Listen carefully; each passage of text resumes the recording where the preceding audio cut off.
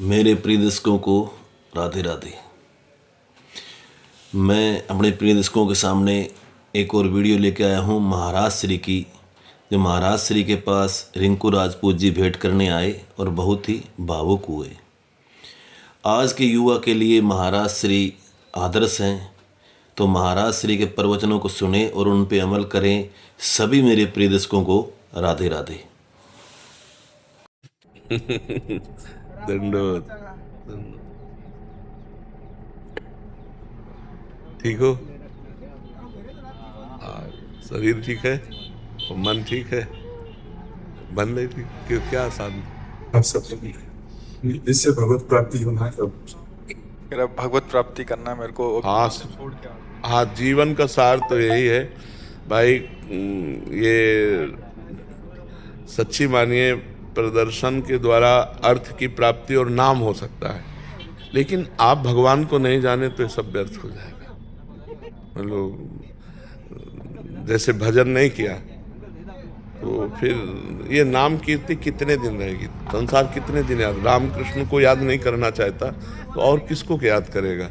तो बुद्धिमानी तो यही कि लोक यश प्राप्त किया, लोक में अब भगवान की भी प्राप्ति कर लो। हाँ, जीवन का लाभ यही कि जितेंद्रिय होकर और अच्छे महात्मा बनकर भगवान की प्राप्ति कर लो। लोक यश प्राप्त किया, अब परलोक की, जब लोक में अपनी धाक जम गई ना, तो अब परलोक में भी जमाओ, तब तो बात जम पाएगी। नहीं तो आपके पास जो कुछ है सब यहीं का है। यहाँ से जब चलने की तैयारी आएगी तो आपके पास कुछ नहीं रहेगा।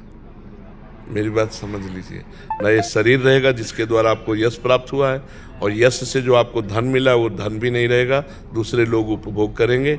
आपके पास अगर नाम नहीं है भगवान का, भजन नहीं है, तपस्या नहीं है, तो फिर वो बात नहीं बनेगी।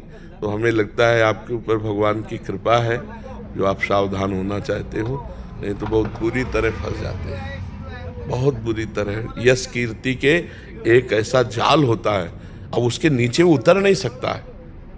एक लेवल होती है ना, अब जैसे आप उस लेवल में यश में चढ़ गए तो अब उतर नहीं सकते। अब उस लेवल में जीने के लिए अर्थ चाहिए, और अर्थ के लिए अब कुछ भी करना पड़े। फिर आदमी क्या करता है? अपनी लेवल बचाने के लिए, पोजीशन बचाने के लिए कुछ भी करना, बस इसी में जीवन व्यतीत हो जाता है।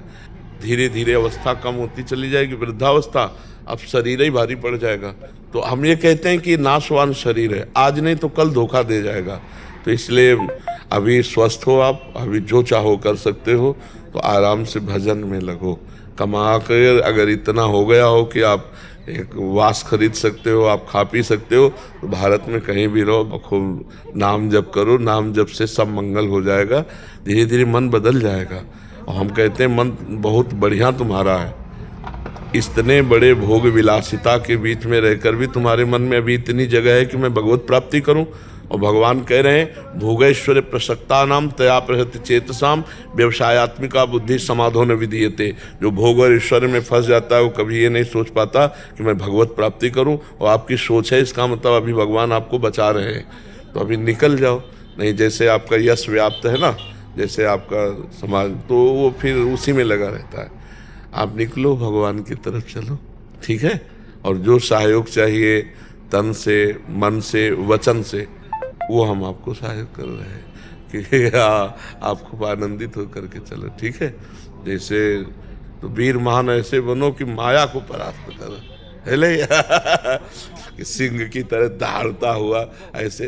तो अब माया को पछाड़ो, है ले अभी माया के लिए पछाड़ा नहीं, माया के लिए ही तो है।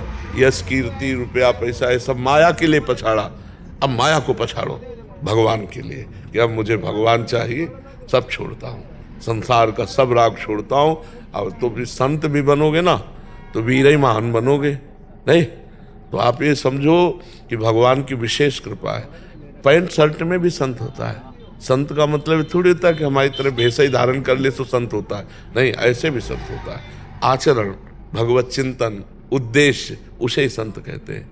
विभीषण जी राजमंत्री की पोशाक में आए थे और भगवान ने कहा, तुम सरीखे संत प्रेम हो रे, धरो देह नहीं आन नहीं हो रे। तो आप नाम जप करो, सत्संग करो और छोड़ो, क्योंकि ये शरीर धीरे धीरे ऐसे गया तो फिर ऐसे भी आएगा।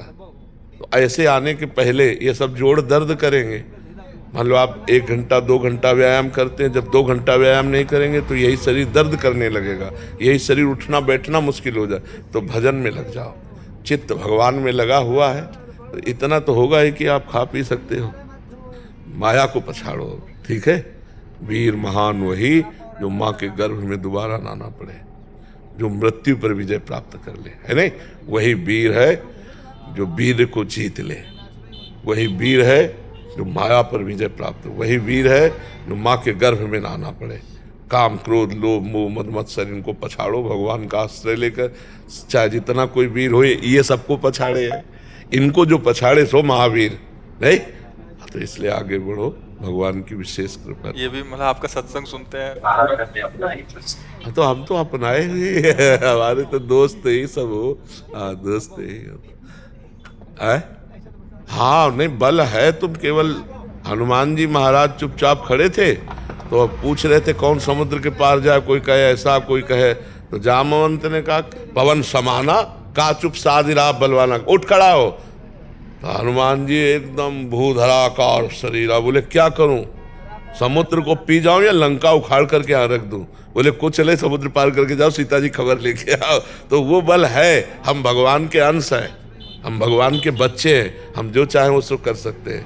बिल्कुल आप निश्चिंत रहो, नाम जप करो, नाम में एक अपार सामर्थ्य है, वो आपको दिशा देगी। क्या नाम जप करें मुझे, क्या जप? जो प्रिय लगे। हमें कहते हैं हम तो, हमारा प्राण प्रिय तो राधा राधा नाम है, आपको राम कृष्ण हरि शिव जो प्रिय लगे वो नाम जप करो। आपको कौन सा प्रिय नाम लगेगा?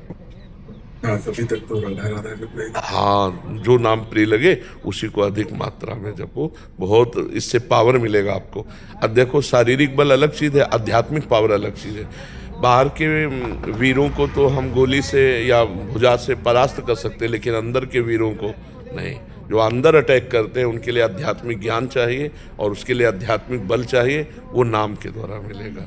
जितना नाम जप करोगे आपको खुद महसूस होगा अंदर, ठीक है जी। हम तरंगे तेरी तुम समुंदर प्रभु, तुम ही बाहर हो तुम ही अंदर प्रभु। बस बिल्कुल बिल्कुल वही अंदर है, वही भीतर। हम सब उनकी तरंग है, वो समुद्र है। बिल्कुल हम तुम्हारे हैं सदियों से मेरे हो तुम। बिल्कुल बिल्कुल हम भूल गए, प्रभु को अपने भूल गए, वो हमारे सदियों से थे। बिल्कुल हम प्रभु के हैं, हम भूल चुके थे, बस यही बात है। जी जी, बहुत बहुत सुंदर। दंडो दंडो दंडो। जय जय श्री राधा, जय जय श्री।